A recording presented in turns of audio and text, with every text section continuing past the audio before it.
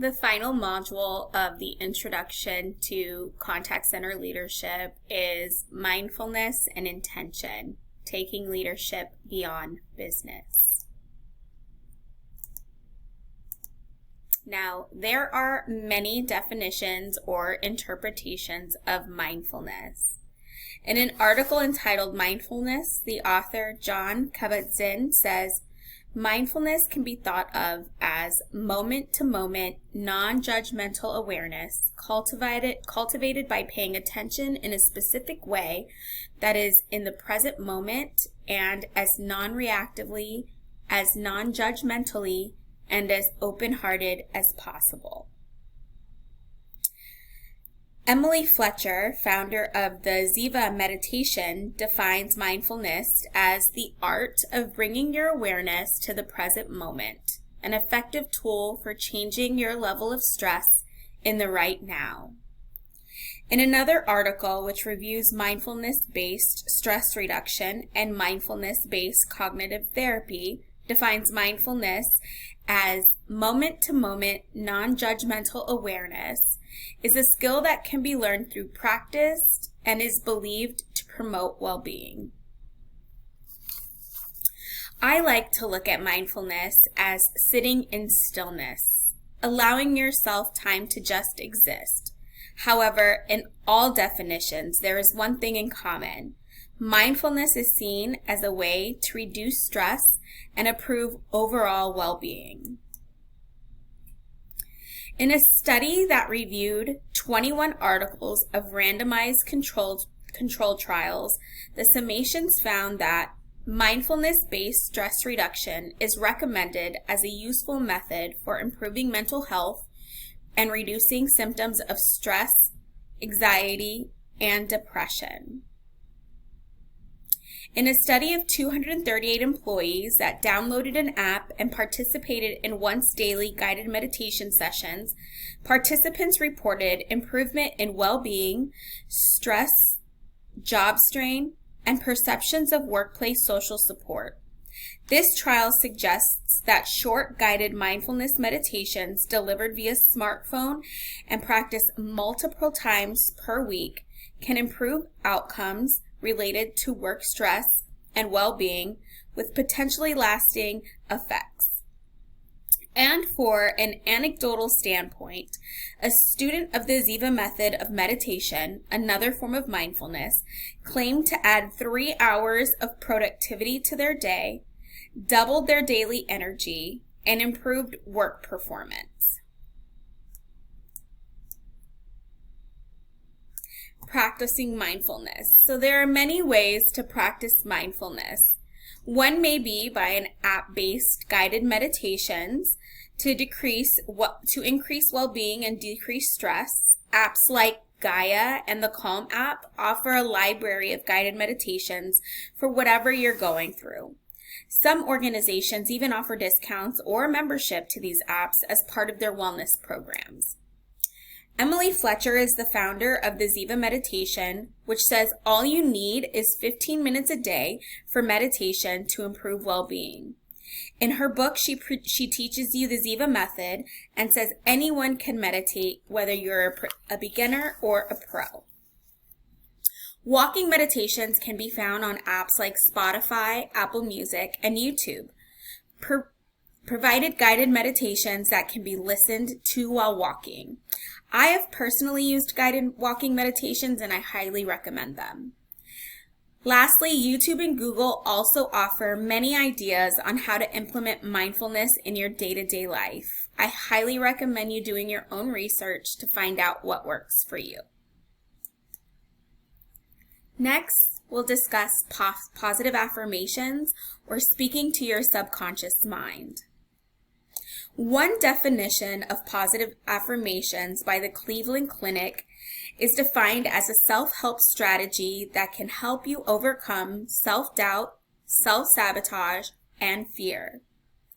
Kaiser Permanente defines positive affirmations as short, encouraging statements that you can use to create a more positive frame of mind. And according to Forbes.com, Positive affirmations are the repetition of positive affirming words that can be applied for an extra dose of confidence in difficult situations. Here are some tips on using positive affirmations. First, start simple. Find affirmations that work for you and the situation that you're in. During negative talk, change your mindset by using positive affirmations. Repeat the affirmation in your head, repeat the affirmation out loud, write the affirmation down on paper, or listen to the affirmation on repeat. Here are some simple affirmations to start. This too shall pass. This will all work out in my favor. I am strong. I am appreciated. I am valuable. I grow from my challenges. I am thankful for my abilities. I am respected. Next, we'll talk about journaling. In a study of 66 registered nurses who were recruited to participate in a journaling class, the study determined that journaling had a positive effect over time on the ability of registered nurses to handle stress, increase compassion satisfaction, and decrease burnout and trauma compassion fatigue symptoms. In an article written by Kaiser Permanente, journaling can help in a variety of ways. So first, journaling can help you achieve goals. It helps track progress and growth, gain self-confidence, improve writing and communication skills, reduce stress and anxiety, find inspiration, and strengthen memory. Kaiser Permanente also offers various types of journaling. Stream of consciousness journaling is when you write down your thoughts as they happen. The words and thoughts don't need to make sense. You're simply capturing your thoughts in action. Then there's dream journaling. Take note of your dreams each night as a way of getting in touch with your subconscious. Remember to make your journal entries right when you wake up. There's gratitude journaling. Before you go to sleep, make a list of everything you're thankful for that week, month, or day. And there's days of events journaling. Keep track of your experiences throughout the day, whether it's making note of a funny conversation or describing a new recipe that you enjoyed. Next, we're going to talk about leading with intention. First, do your best to maintain a positive mindset. It'll help your team's outlooks on challenges. You always want to assume positive intent. Did you get a surprise meeting invite from your leader? Don't assume it's a bad situation. Stay calm and go into the meeting with an open mind. Feeling emotions before reacting. Every leader will experience a difficult situation which will stir up certain emotions. Remember emotional intelligence. Take time to feel those emotions, register them before reacting. Once you have processed the feelings, then take time to make the decision on how you want to respond with a clear head. Never draft an email while upset. Trust me. If you need to, ask someone to proofread the email before sending to ensure emotions are not driving the message. Reflect on your day. Whether that means on the drive home from the office or as you change out of your work clothes, whatever works for you, take some time to reflect on the day. Are there situations that you wish you would have handled differently?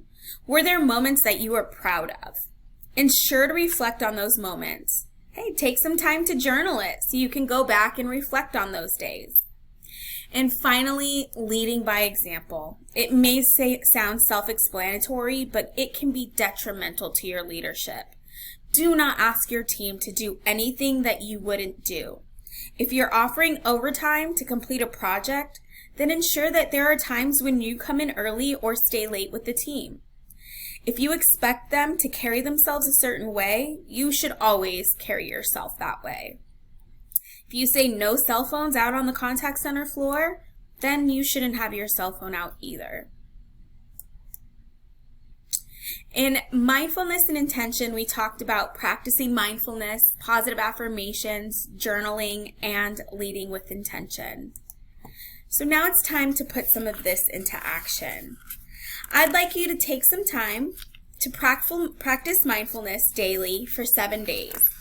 Find a guided meditation on YouTube or a music streaming service of your choice and try and meditate for 10 to 15 minutes daily.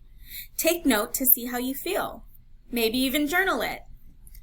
Repeat an affirmation daily for 7 days. Choose or create an affirmation that works for you. Repeat that affirmation every time you need a boost in your day. Take note of the way you feel when repeating the affirmation and begin to incorporate other affirmations into your routine. And finally, journal daily for 7 days. Choose one of the 4 types of journals discussed in this training and journal for 7 days. Take note of the impact it has on your stress levels. Were there any other benefits? Inspiration, creativity, goal progress? Next, we're going to recap our training.